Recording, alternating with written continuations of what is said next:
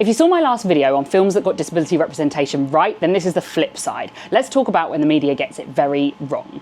And this might be a bit controversial because I know people love this film, but first up is Me Before You. This came out just as I was entering the world of disability, and honestly it was the worst thing I could have watched at that moment. I fully believe in autonomy and choice, but this film presents disability as a fate worse than death. That's not representation. That's a harmful narrative that tells both newly disabled people and, more worryingly, non-disabled people that our lives aren't worth living.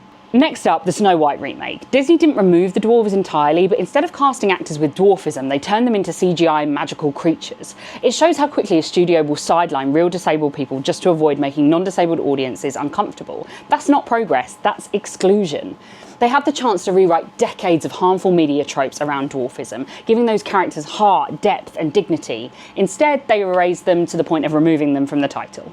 Then there's the villain trope. From prosthetics and scars to breathing aids and wheelchairs, disability is often used as lazy visual shorthand for evil. Think Captain Hook or the Bond villains from No Time to Die, where their disability is central to how they're framed as threats. We need more disabled heroes, and also just disabled people being people. Now the inspiration trope. Films like The Theory of Everything or My Left Foot turn disability into something tragic to overcome. But being disabled isn't inherently brave, it's just life. And finally, casting. Superstore got a lot right with Garrett's character, but they cast a non-disabled actor. They did later hire a disabled actor for another role, but that doesn't undo the harm. There aren't many roles made for disabled people, so at the very least, hire real disabled people for the ones that are. Disability representation matters. It shapes how the world sees us and how we see ourselves. So next time you watch something, ask whose story's being told, who's missing from it, and who's telling it.